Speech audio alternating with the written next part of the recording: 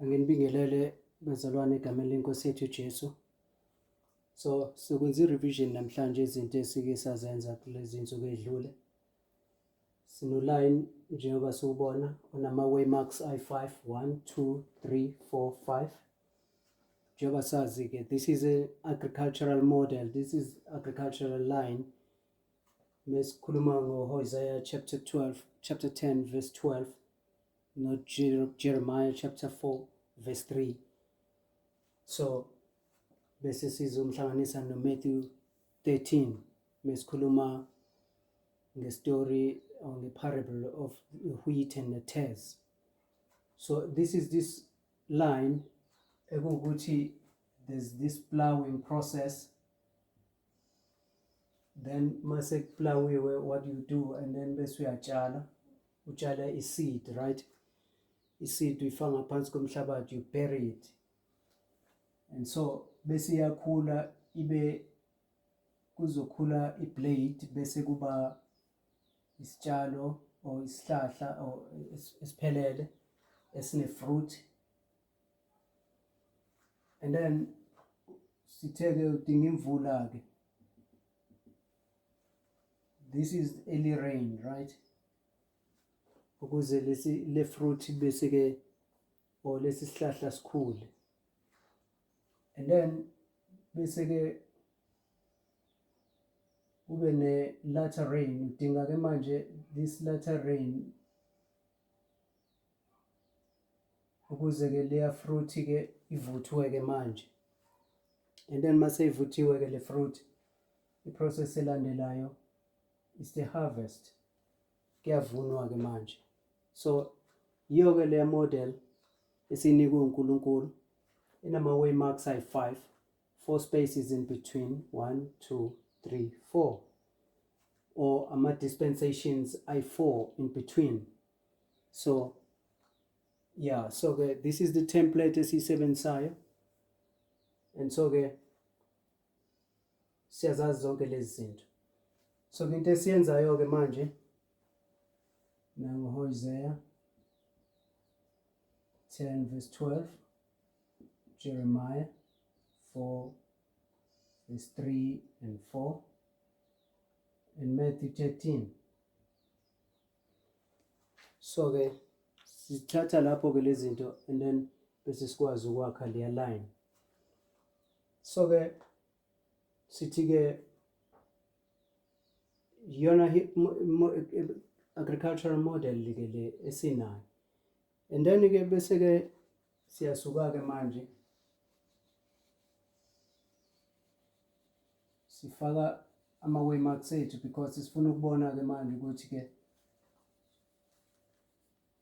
le parable i-apply kanjani-ke manje empilweni zethu, in our lives, right?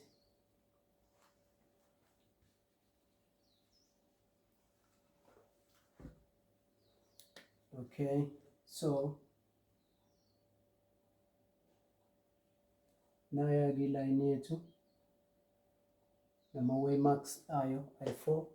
So into esiyayenza-ke sathi-ke sifuna ukucompare lama histories ayi-2, no ancient Israel, no modern Israel. So Seventh-day Adventist Church-ke le mesikhuluma ngo-modern Israel. Ancient Israel une beginning, une ending.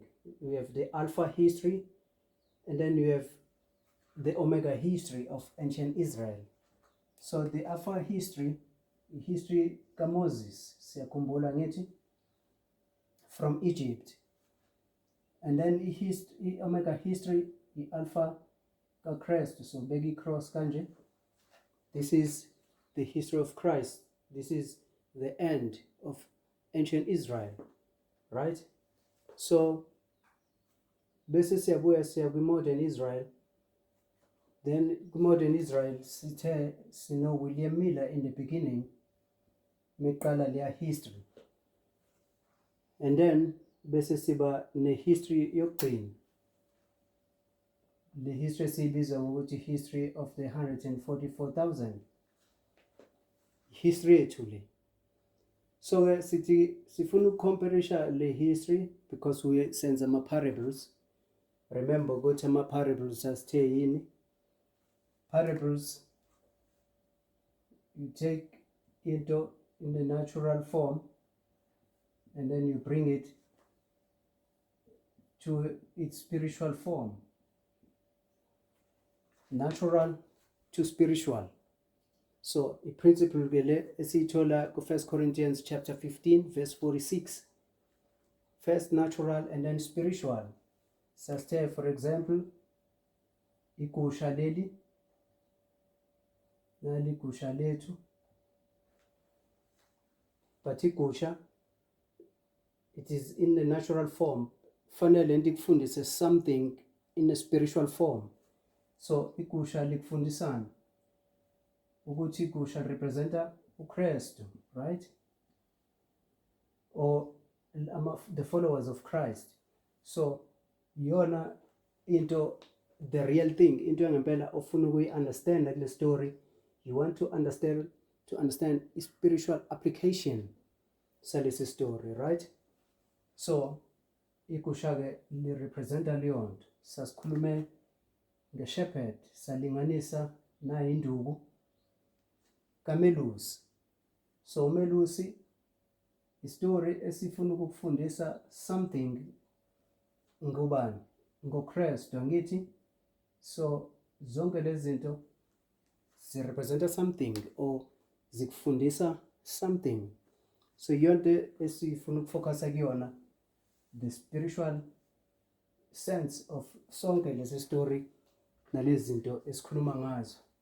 So ama parables lawo. So sizothatha le principle or le concept njengamanje bese si-apply ke kulama histories. Sibese sithini ke manje? Sibese sithi nangu ancient Israel. Ancient Israel, it is natural, right? This is Israel in its natural form. But sithi Israel fanele asifundise something, right? So Israel sithi ufuna usifundisa something about the spiritual Israel. Israel ugcina at the end of the world. So le history izokufundisa ngale history. So history ufuna ukufocusa kuyona, ufuna ukuyi-understanda, it's this spiritual history of yonke land. So ama parables asifundisa leyo nto. So iyona focus yethu. Now for example, ubheka njengamanje history kaKristu le, right? History kaKristu isifundisa ngehistory ye-144,000. History yethu le ezisiphila njengamanje ku-2022. Yakhona amanye ama-histories like history kaMoses. History kaMoses is pointing to history kaWilliam Miller, you see. And these histories ungawathatha wonke lama histories wayise egcineni akufundise nga something vele ngento ethile ezokwenzeka kule history yokugcina. But i-history ekuyiyona history efana exactly ne-history yethu, i-history kaKristu. Why? Because this is an omega history of ancient Israel. So i-history yokugcina ka-ancient Israel, so izokufundisa exactly ukuthi kwenzekani kwi-omega history of modern Israel. So these two histories, if you parallel them together, bazokufundisa a lot ukuthi kwenzekani kule history. So isifundo sethu ke iyonto esoyenza njengamanje, we want to compare history kaKristu ne-history yethu. So this is our main focus, right? So siyasidlula ke la.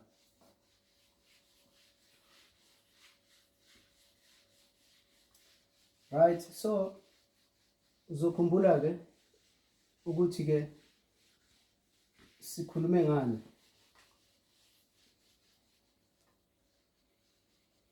So Nanke kuline wethu sikhuluma ngehistory kaKristu njengamanje.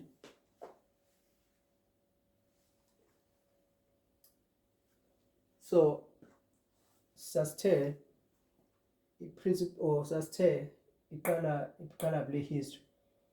There's a darkness, kuba khona i-darkness, ungakubiza uthi captivity. Abantu baNkulunkulu bethunjiwe bese kumnyameni, or i-darkness.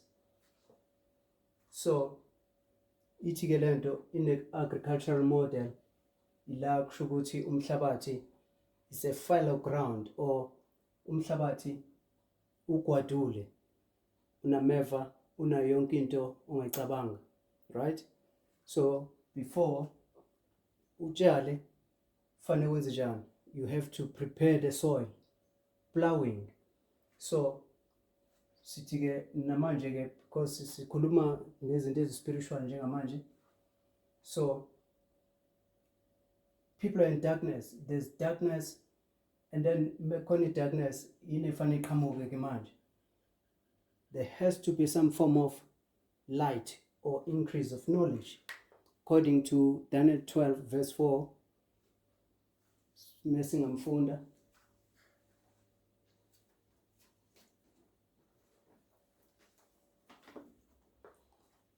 ake sibheke uDaniel 12 verse 4.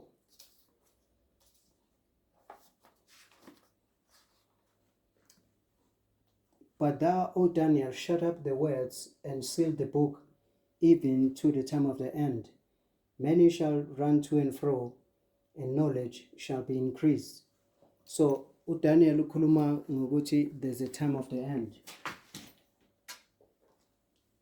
So we are saying sitikela khona period ekuthiwa time of the end.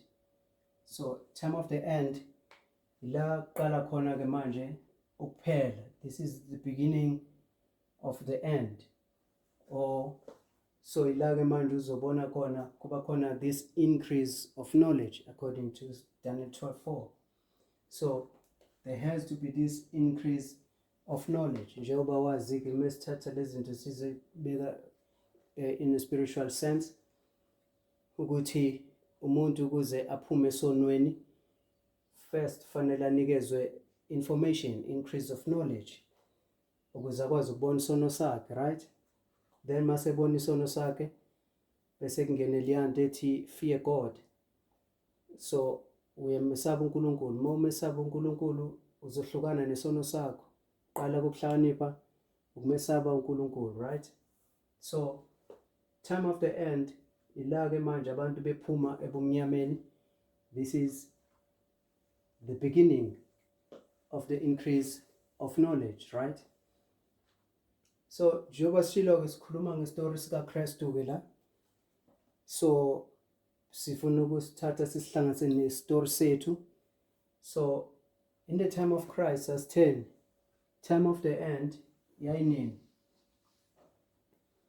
Time of the end is in 4 BC, right?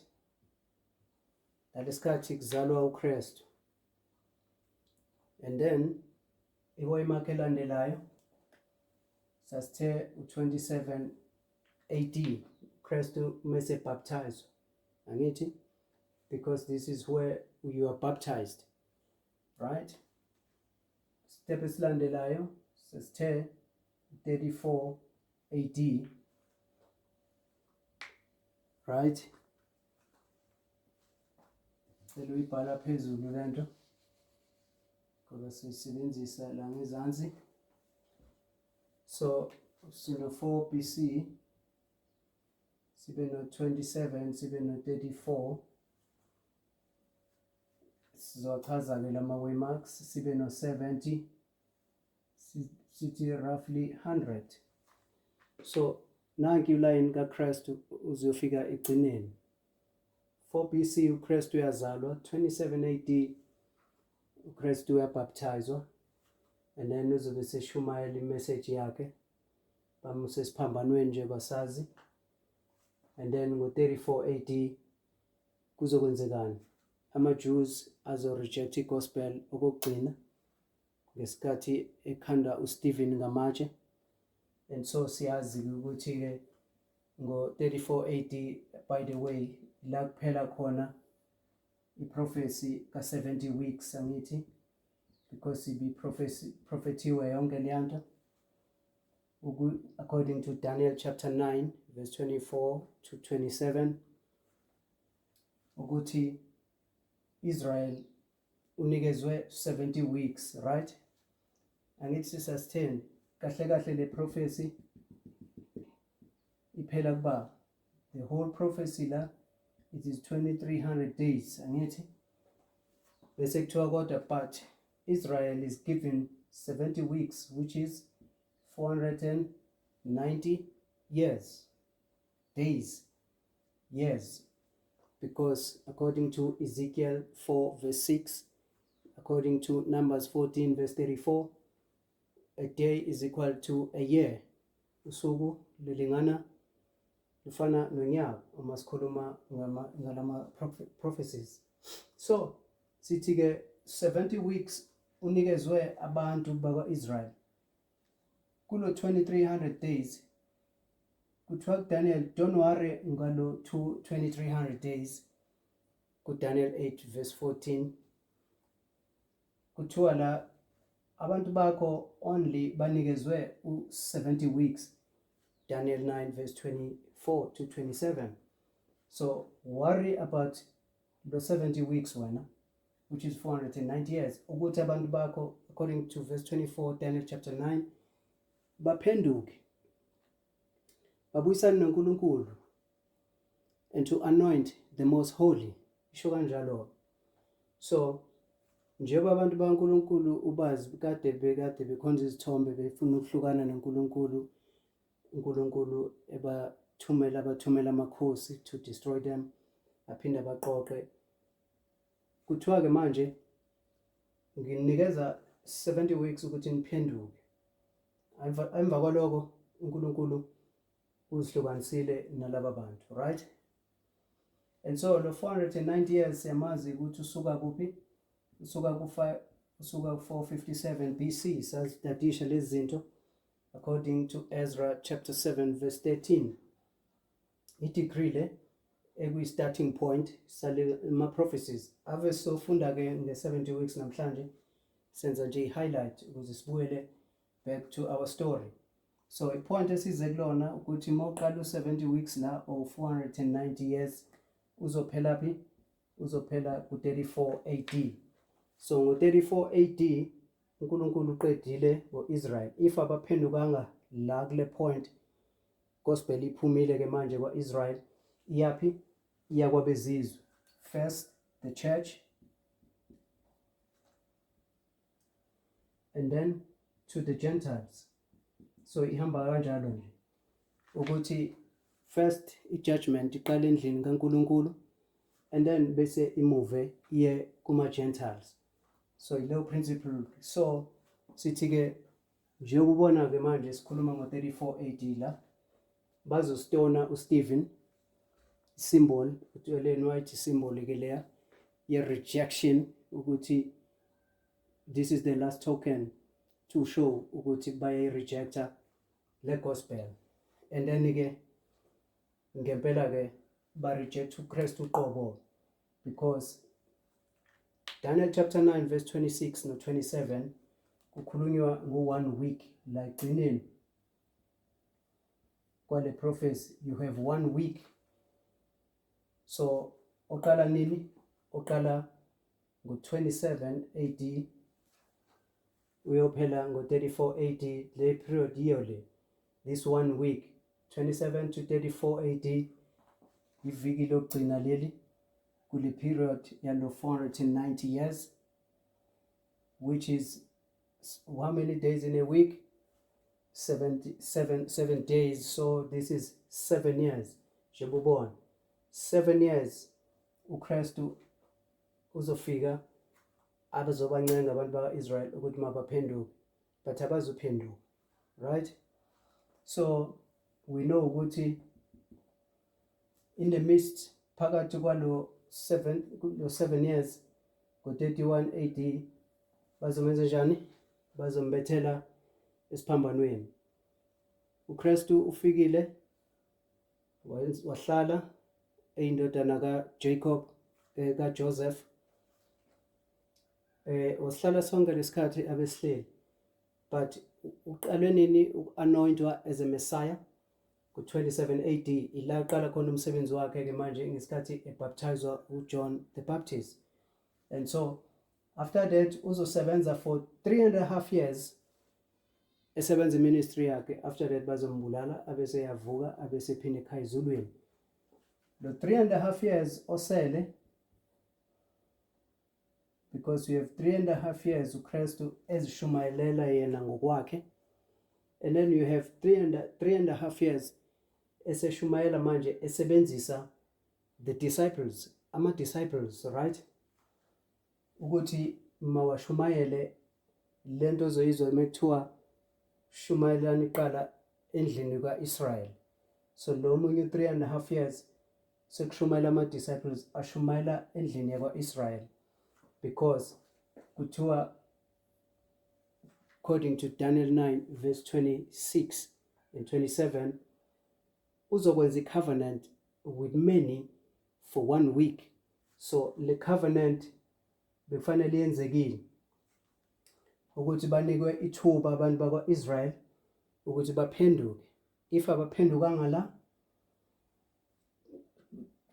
tough luck. So yiwo lo 7 years, which is 1 week, kufanele ngabe bawusebenzisile ke at the end of their history.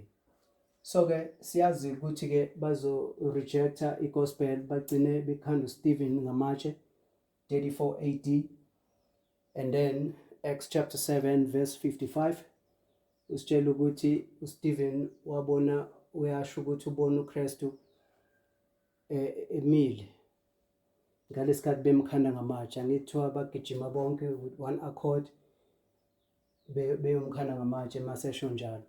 So uthi umbona ke emile uMichael or uKristu.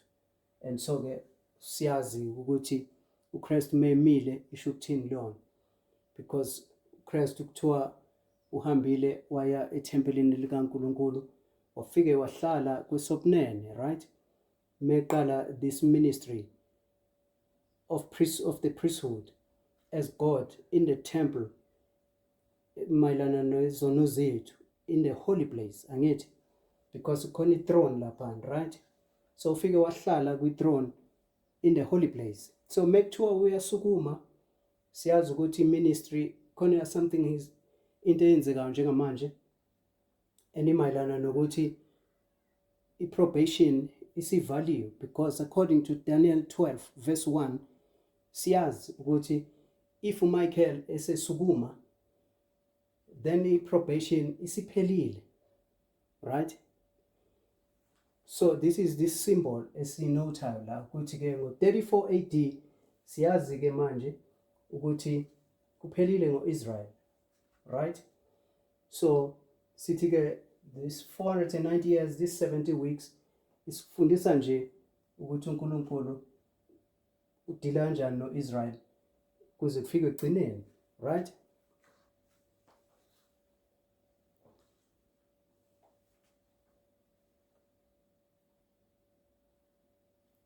Now, so siphinde siqhubeke ke manje, sesizwileke lento, we know the story.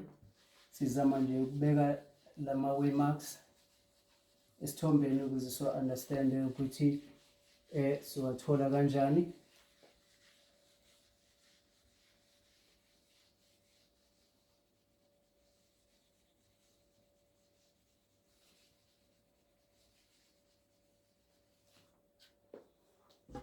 Right. So sithi ke iwaymark yokuqala 4 BC Kristu uyazalwa, uzalwa no John the Baptist, by the way, bahlukene ngo6 months, angithi. 27 AD uyabaptize uKristu. 34 AD sithi sithi the Jews, ama-Jews, Israel reject i-gospel. I-gospel iyaphuma ke manje iya kuma-Gentiles. And so 70 AD sikhuluma ke manje ngama-Romans. If ama-Romans ezohlasela this city, Jerusalem.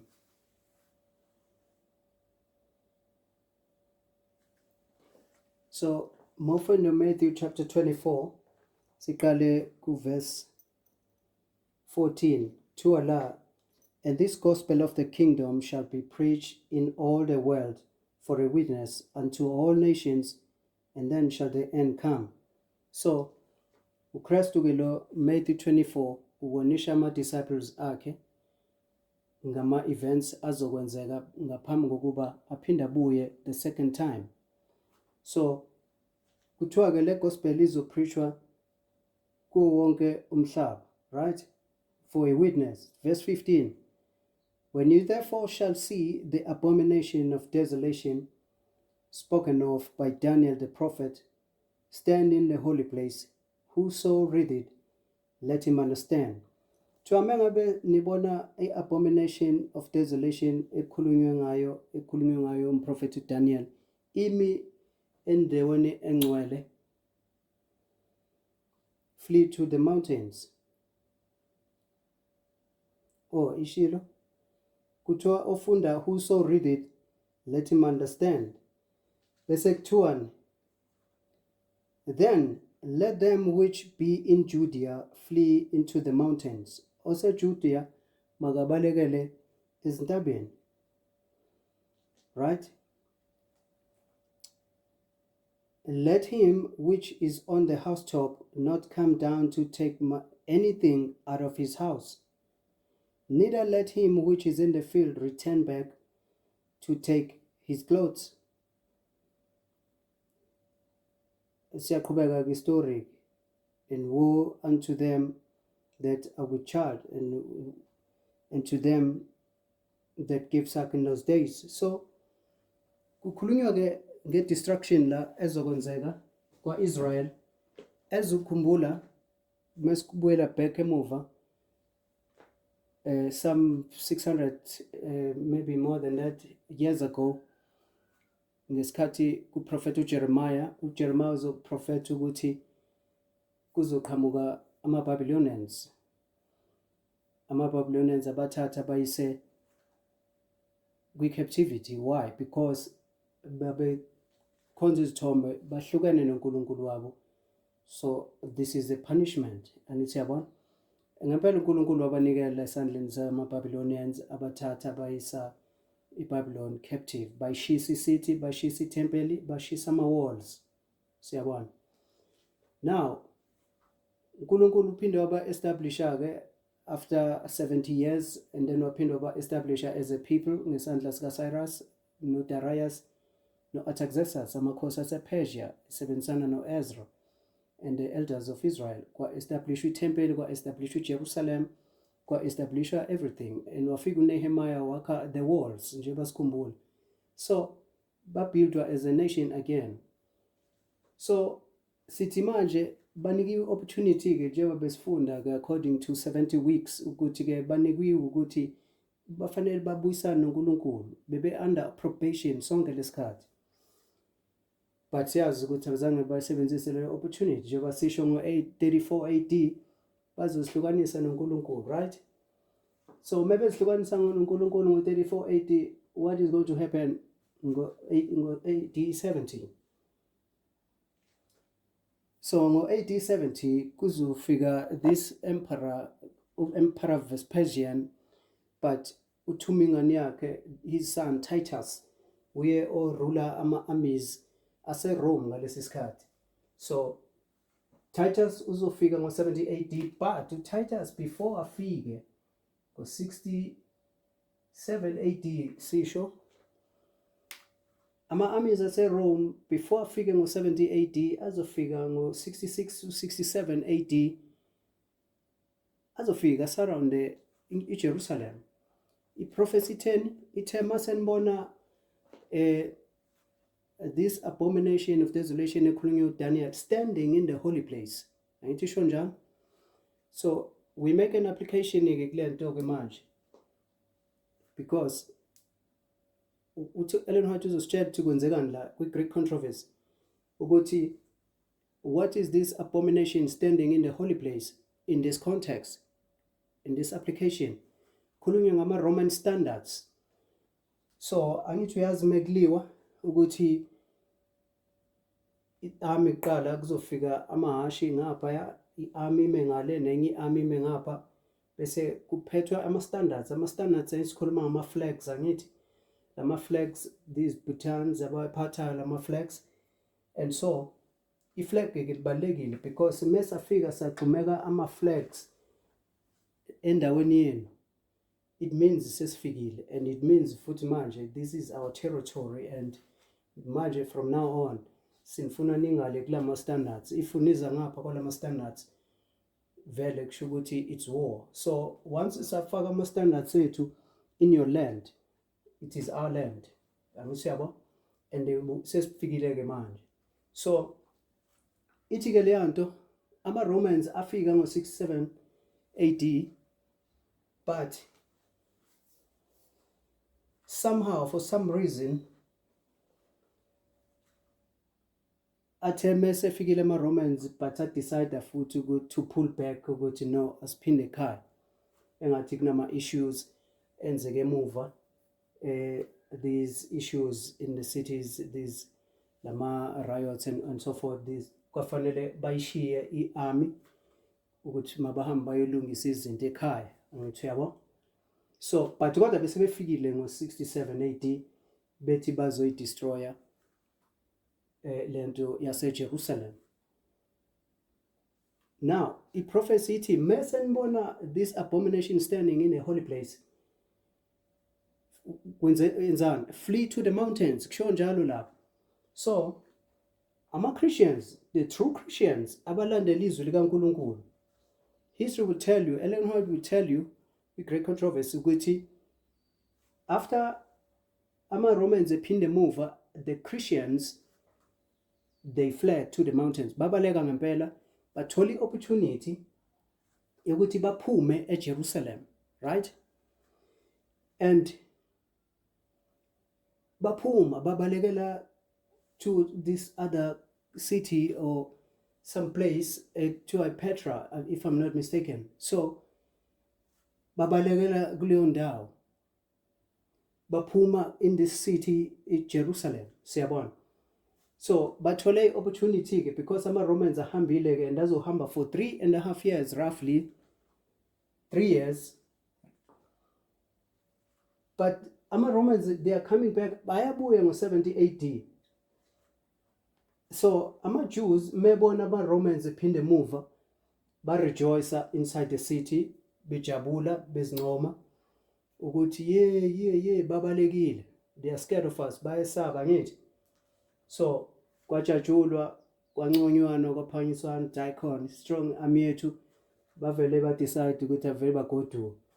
But ama-true Christians, I understand leyanto as a sign, and nangempela futhi uKristu wayenika abantu bakhe i-sign ebanikeza futhi a safe passage yokuthi mabaphume safely, because akho umuntu ozobaharasa ngalesasikhathi, and baphuma futhi safely. No one was harassing them because the armies are gone, siyabona. So but abuye ama-Romans ngo-70 AD, and the history zokutshela akuzange kuphume noyedwa eJerusalem masebuyile ama-Romans. People died, priests and everyone, wonke umuntu nengane encane and everything.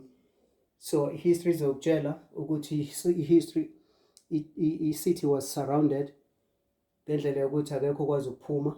Manje problem amanzi, kudla, there's nothing. Fanele uphumile uyodraw amanzi ngaphandle, uyothini, akuphumeki. Ama-Romans asurrounded i-city, uyabona. So kuthiwa baqala ukudayiselana iy'ngane zabo ngaphakathi, badla izingane zabo, bapheka izingane zabo, kudliwa everything. So this is how terrible this siege was, indlala ngaphakathi.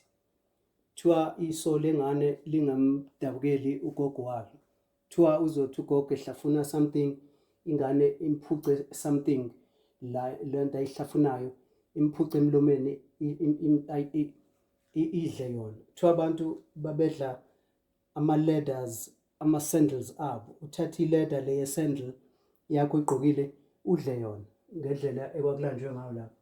people died. Anyway, this is akuyona sithi 70 AD a symbol or it's a waymark la ke manje sikhuluma ngokuthi it's a destruction, a close of probation. Yebo ihamba kanjani leyana ukuthi uNkulunkulu ufike waba rejecta la as a people, but kodwa wahamba nabo babekezela, and then at the close of probation la ke manje ila ke uzobona ke sekufika ama-Romans ezoba destroyer ke sekuyi-punishment. Lento ozoyibiza ngokuthi 7 last plagues. Mesikhuluma nge-7 last plagues, sikhuluma ngalesikhathi manje the cup is full, mokuza ukuthiwa inkomishi igcwele, and then mase igcwele inkomishi, the 7 last plagues must sefana ifikile to punish that nation, right? So sithi ke zonke lezo zinto ke zenzeke lapho 70 AD ke lo, and then 100 AD siyamazi ukuthi 100 AD is the second coming, right? Mekhulunywa the second coming of Christ. So sayifunda quotation ngelinye ilanga, quotation esitshelayo ukuthi ukufika kwaKristu efika kuJohn the Revelator ePatmos kufaniswa nani? Kufaniswa ne second coming of Christ. Angithi yabona. So this is the second coming because ufike nini? Ufike ngo4 BC, wahamba emhlabeni wenza imission yakhe, ubaptize wenza imission yakhe. Ukufika kokuqala lokuya, angithi. So wahamba after that 31 AD waphinde ekhaya ezulwini. So mefika manje buya la, this is his second coming after ekade hambile. So Ellen White ukshela kanjalo ukuthi this is his second coming. So his second coming in that history, so sas establisha ke lezazinto ukuthi kahle kahle sithini leli point sithi iSunday law, right? And then bese ke uba nalama waymarks ke ngokulandelana kwawo. So this is the Sunday law, this is the close of probation, this is the second coming of Christ. Khumbula sithini sidila nehistory kaKristu, sidila nehistory yethu. So history yethu iqale nini? Sidila no modern Israel, right? Omega history of modern Israel. So history yethu iqala ngo-1989. This is our time of the end. La siphuma khona ebumnyameni. Sithe ukuphuma ebumnyameni kwenzekani? There's an increase of knowledge, right? Sibonile increase of knowledge in the story of Christ. 4 BC kufika the Magi. Mezifika izazi zivelaphi empumalanga. Then ziyasho ukuthi zizela uzobona lo ozelwe, angithi. So it's inside the city akho umuntu oyaziyo lento. Abantu babuzana hayibo khona ozelwe. So zahamba zo-circulate indaba zafika kuHerod. Herod wathi mabangeniswe labo bantu, wababuza yena himself nizonzani, bathi hayi size according to these prophecies khona ozelwe, right? Siyazi ke they are coming from the east, and these prophecies abakhuluma ngazo ama-prophecies kaBalaam, because uBalaam lo kuNumbers 22 to 23 and 24 ulo waBalaam owadukisa abantu baNkulunkulu, lo wathengwa ngemali King Barak ukuthi makakhese abantu baNkulunkulu. Sikhuluma ngalo umprofeti owayesetshenziswa uNkulunkulu, but ngenxa yemali washiya i-prophetic office wasebenzela udevil, wadukisa abantwana baNkulunkulu. Niyazi ke siyakhumbula ke the Moabitish women as uPhinehas eshaya abantu bobabili ngomkhonto ngesikhathi kuthandazwa. Sesikhumbula leso story. So sikhuluma ngani? Sikhuluma ngalawo ma-prophecies ukuthi abantu from the east basebenzisa lama prophecies, and ama-prophecies iwona kwazile ukubanikeza i-light. Numbers chapter 24 mekhulunywa ngalesi star, right? So ba-understand ukuthi something khona into ezokwenzeka ngalezi zikhathi. So bathola umusa ke uNkulunkulu ukuthi abaguide. Sebefikile the Jews abayazi yonke lento, yaziwa abantu bezizwe. And so uHerod ke uzimisela ukuthi ufuna ukuzwisisa kahle lento. Mebuza abapriest abaqhamuke neqiniso, because if bemvuma lo Kristu kuzofanele baphume esikhundleni, kuzofanele bafune i-direction kuye lo Kristu, angithi yabo.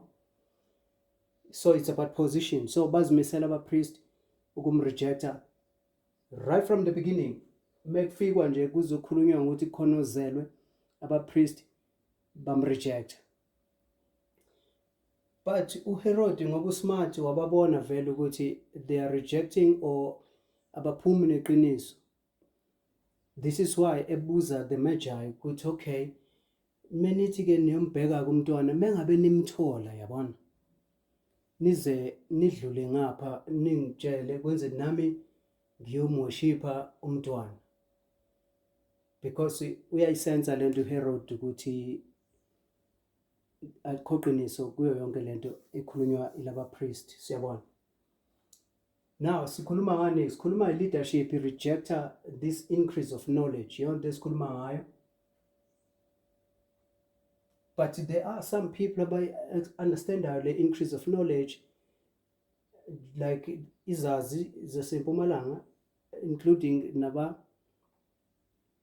nama shepherds in the field. Izingelosi zizofika zibatshele ukuthi khona ozelwe namhlanje, and bazohamba baye ko-worshipa kuyena. Siyasazi story, nezazi zimnikeze ama-presents, angithi, of which nalawo ma-presents, if usikhumbula, ilama presents azosetshenziswa mase uHerod efuna ukubulala umntwana, ngithi uzobulala ingane 2 years and under. Kwafanele manje uJoseph avuke ebusuku abaleke noKristu abaleke isingane to Egypt. So maybe fike Egypt, lama presents abawanikwe the Magi iwona abawasebenzisa to keep them in Egypt, ukuthi badle baphile. So babephila ngawo lama present, siyabona. So sithi ke right in the beginning sibone rejection of the message. And so sithi ke 1989 is our time of the end, this time of the end. And so besilandelwe ubani 2001 mesikhuluma ngaleya nto eyenzekile at 9/11. So sithi ke ama-waymarks ethu ke lawa, but we will have to establish again these waymarks ukuze so understand ukuthi why sithi lama waymarks, it's our waymarks, ama-waymarks ethu ke lawa 1989 2001. Sizophinde sithi sifuna ukuwabheka kahle futhi before siye ezindaweni eziningi. We want to establish these waymarks. I think kuzobaluleka. So this is our line. We compare ne history kaKristu. So le line ke sibiza ngokuthi this is the line of the 144,000 le, or this is a big line. So ibamba nje simple kanjalo. Lo line omkhulu from the beginning of the history kuze kuthini, kuze kubuye uKristu, right? Because ezinye izinto sizophinde establish. Okay, but sisela ake si establish lama waymarks 1989. So 1989 city is the time of the end. So why city 1989 is the time of the end in our history?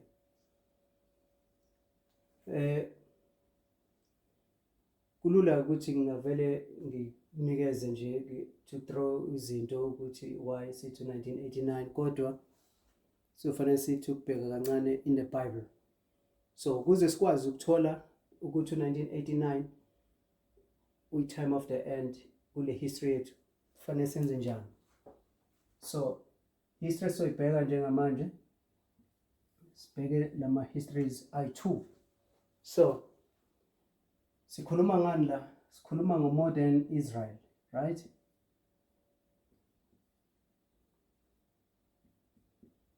Modern Israel lo sikhuluma ngayo i-history yethu. So you have alpha history of modern Israel, you have omega history of modern Israel. Leya history kabani le ka-William Miller ngithi, bese kuba i-history yethu le sibize ngokuthi 144,000. Keep it simple. So there's a time of the end kule history. So ilogic izokutshela ukuthi if there's a time of the end kule history, then fanele kube khona i-time of the end kule history. Uyayazi lona phela ukuthi awazi ukuthi i-time of the end izobe nini, angithi?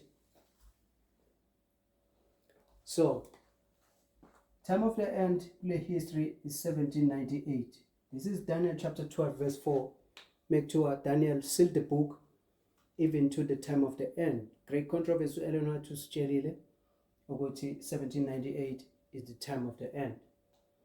And so ezinye izinto ke silo sizisho nje kanje, but kodwa sizophinde establish in the groups, sikhiphe lama quotations or lama statements esiloko siwakhote ngesikwazi ukuwafunda manje ukuze sikwazi to establish ourselves. But 1798 is the time of the end. So kanjani?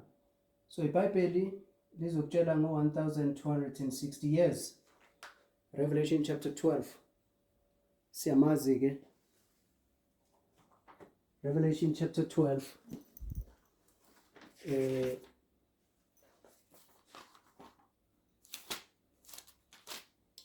Revelation chapter 12 siqale verse 5. And she brought forth a man-child uKristu ke lo, who was to rule all nations with a rod of iron, and her child was caught up unto God and to his throne. Ingane ke yathathwa yayiswa esihlalweni sayo kuNkulunkulu, and that was in 31 AD, right? 6. And the woman fled into the wilderness. A woman is a church. Nangumuntu wesifazane uyabaleka ke manje into the wilderness. Ithini leyo?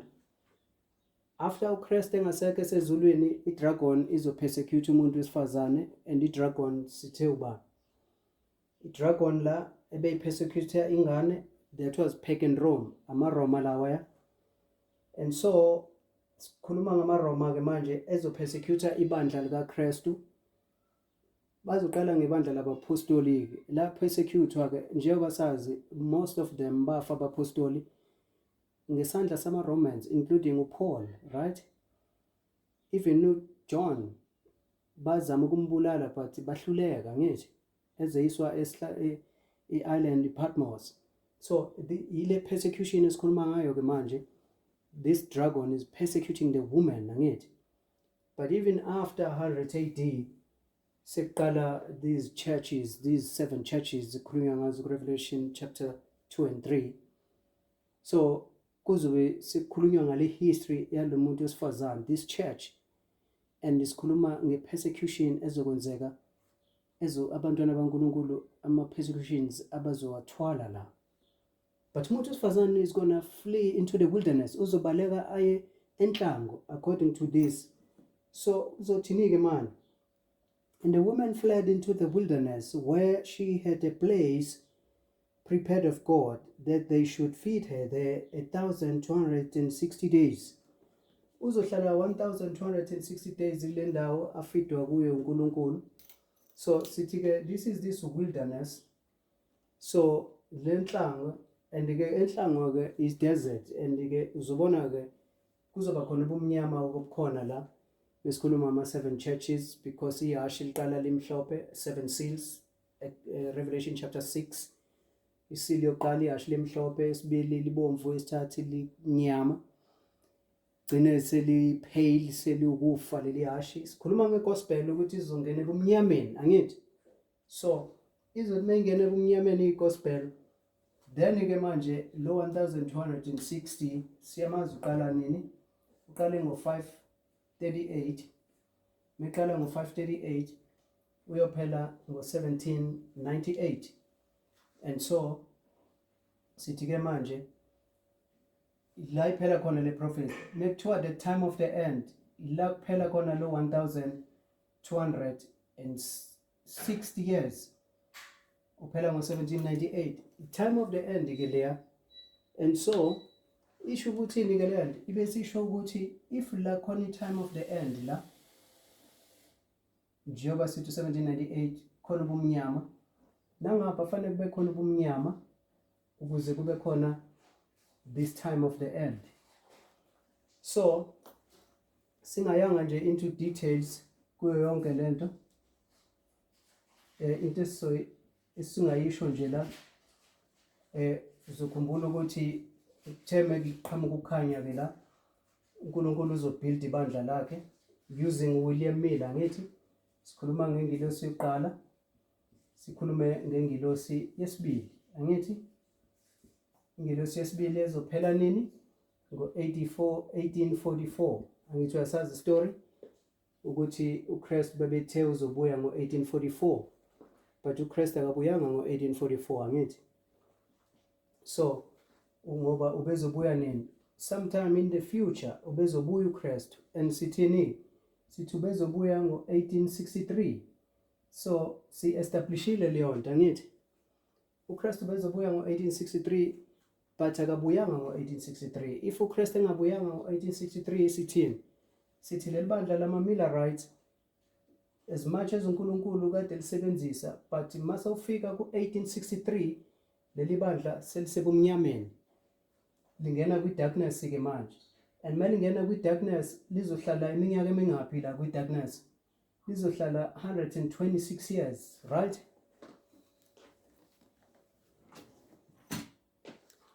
Lizohlala 126 years la ebumnyameni.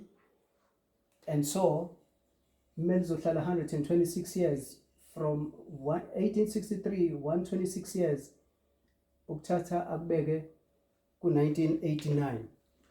So this is just a short story in a nutshell ukuthi mengabe bazohlala ebumnyameni for 1260 years, leli bandla lizohlala ebumnyameni lona for 126 years. Why?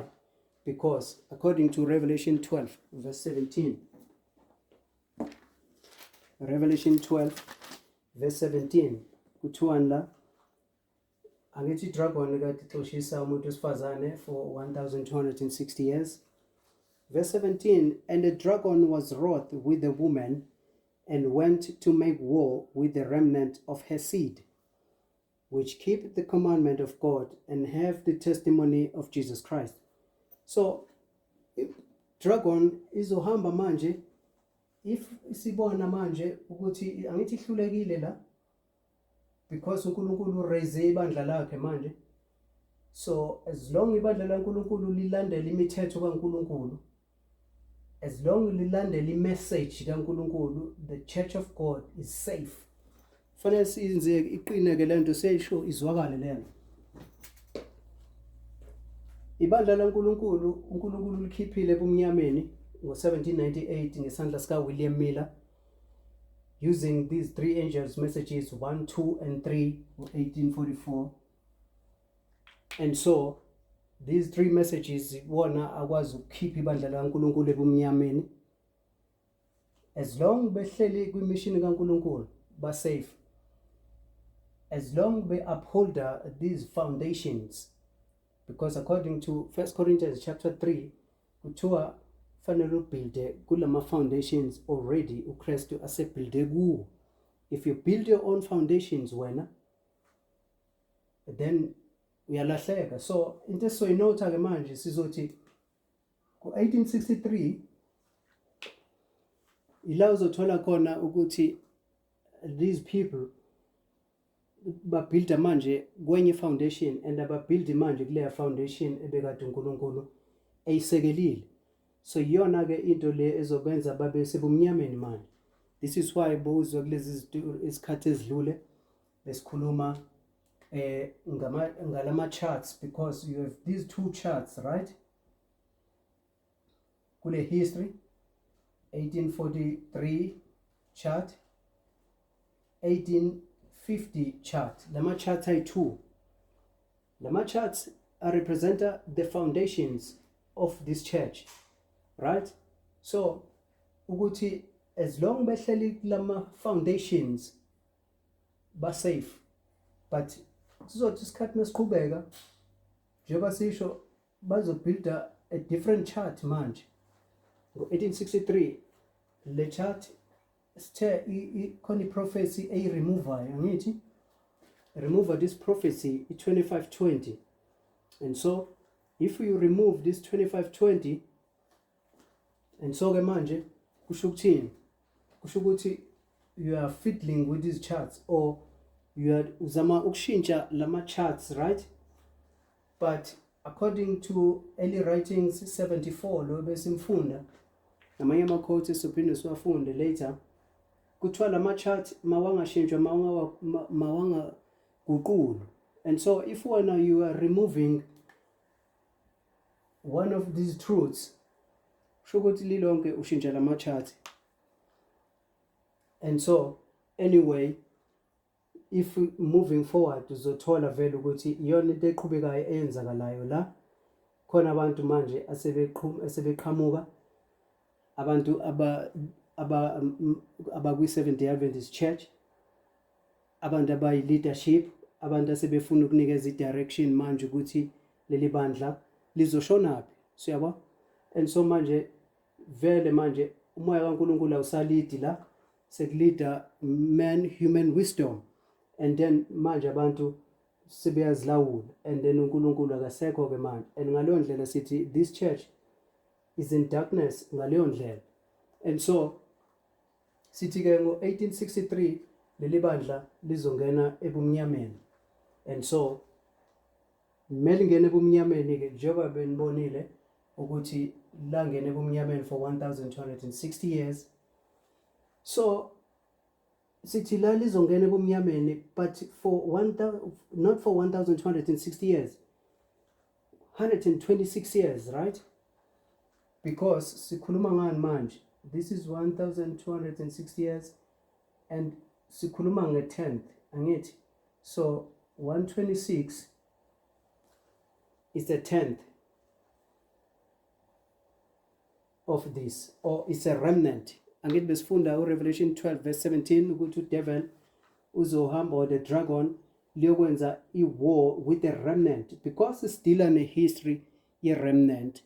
Abazongena 1260 years, bazongena 126 years.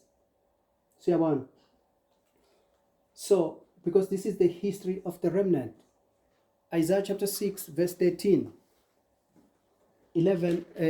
Revelation 11 chapter 13.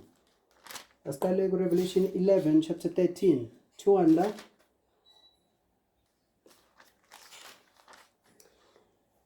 Revelation 11 verse 13. And the same hour was there a great earthquake, and a 10th part of the city fell. And in the earthquake were slain of men 7,000, and the remnant were affrighted, and gave glory to the God of heaven.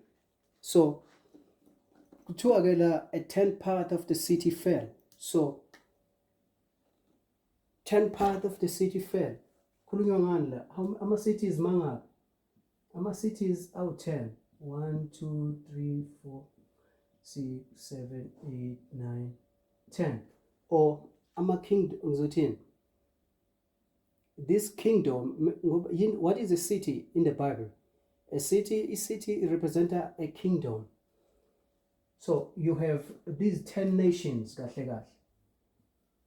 Makhulunywa ngezimpondo eziyishumi ezitholakala kule beast, ngoba le beast inempondo engaphi? Eziyishumi, right? And so sikhuluma ke ngalamakhosi ayi-10. And so France is one of them, angithi? So France is one of them, because sikhuluma nge-kingdom yase-France la mesikhuluma ngo-Revelation 11. So a 10th part of the city fell. So this is the 10th. Angithi? This is the 10th, or the 10%, or the 10th out of 10. So khulunywa nge-France ukuthi this kingdom fell. Siyayibona liyana. So besifunda ke uRevelation 11 verse 13 mesikhuluma nge-10th ukuthi the 10th is a remnant, right? Then siya ku Isaiah 6 verse 13. Ufakazi wesibili walento esikhulumayo ngofakazi ababili. A thing is established by the testimony of two. Every word shall be established, right? Enye principle leyo efanele sigcine inqumo zethu. So sithi ke manje Isaiah chapter 6 verse 13. But yet in it shall be a 10th, and it shall return. Khulunywa ngani la? Khulunywa ngoNkulunkulu. Isaiah prophesied. Isaiah usashayelela isiprofeto sika Jeremiah ukuthi uNkulunkulu uzonikela abantwana bakwa-Israyeli esandleni sa Nebuchadnezzar for 70 years bezongena eBabylon. They will be destroyed. Bezodestroy ama-Babylonians. But the 10th shall return, right? I-remnant izobuye, because bakhona bazophuma abazodestroy bonke. Okay? 13. But in it shall be a 10th, and it shall return, and shall be eaten as a teak tree, and as an oak whose substance is in them when they cast their leaves. So the holy seed shall be the substance thereof. Right? So this 10th will return, or le remnant izobuye. So sizonzani la? Into esizoyenza nje la sizoveza ukuthi the 10th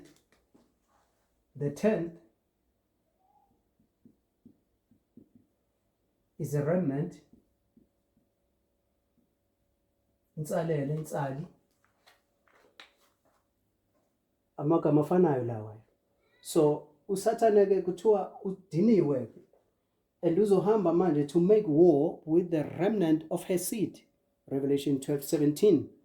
So sithi this is why, because we are dealing with the history of the remnant, abantu abazophuma abasele, or abazothi ibandla laNkulunkulu sebumnyameni, but abazophuma abantu bokugcina laba ngaphambi kobuKristu abuye, is the remnant, is the history of the remnant. Njengoba ubona sikhuluma ke ngo-126, not 1260, because this is the history of the 10th. 126 is the 10th of 1260 years. So sithi ke senze recap nje manje ukuthi senzani nje la, because sizoyivala lesi sifundo njengamanje siqhubeke esifundweni esilandelayo. Ziningi izinto esizikhulumayo, but kodwa into ebesizama ukuyi-establisha la ukuthi history history kaKristu iyafana nehistory yethu, right? Yonke esiyikhuluma, and then sayibeka ke kuleya line. History kaKristu phezulu iqala ngo-4 BC, and then iwemark yesibili 27 AD, 34, 70, 100.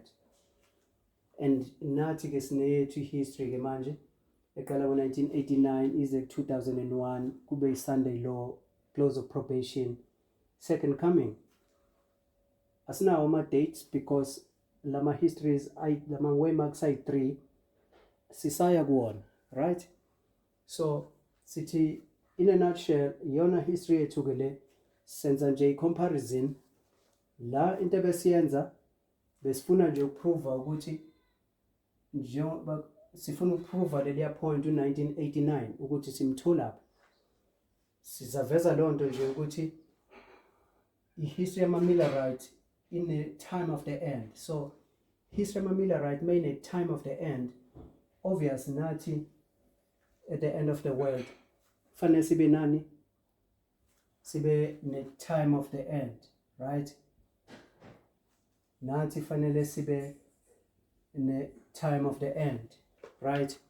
So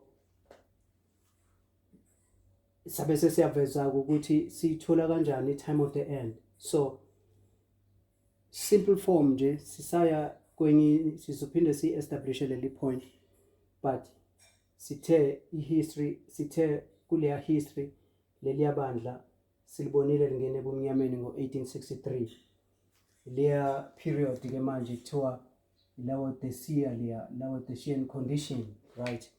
So 1863 leli bandla lingenile kwi-Laodicean condition for 126 years. Leli bandla lizongena kwi-Laodicean condition, and so sithi ke manje if lingene ebumnyameni kufanele kube khona isikhathi ke manje la liyofanele uNkulunkulu alikhiphe khona leli bandla ebumnyameni. And so this is why sinale time of the end, because the time of the end la kufika khona ukukhanya, the increase of knowledge. Sithe ngo-4 BC ibandla likaNkulunkulu belisebumnyameni. 4 BC kuzala uKristu, bese kuqhamuka this increase of knowledge ke manje la abantu bezo-understanda khona ke manje ukuthi there's this increase of knowledge about what? Amayelana ukuthi kuzokwenzekani kuleya history khona ozelwe. Indaba is about uKristu, angithi? It's about the kingdom kaNkulunkulu, ukuthi kufanele kube khona abantu ke manje abazoba ne-understanding about the kingdom kaNkulunkulu, right? So this is why ke namanje sikhuluma ngo-1989 ukuthi ke la kuzoba khona abantu ke manje abazoba ne-understanding about i-kingdom kaNkulunkulu. So sizoyibamba lapho, sizophinde siqhubeke esifundweni esilandelayo. I hope khona into ecaca ezwakalayo ke ezisizama ukuqhubeka, sizophinde sibone ngokuzayo. Amen.